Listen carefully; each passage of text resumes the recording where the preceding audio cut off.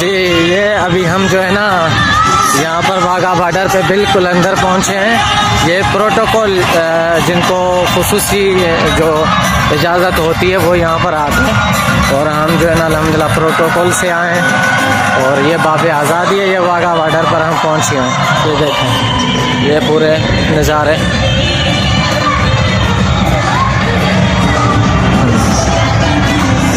ये देखें यहाँ पर आखिरी चेकिंग हो रही है।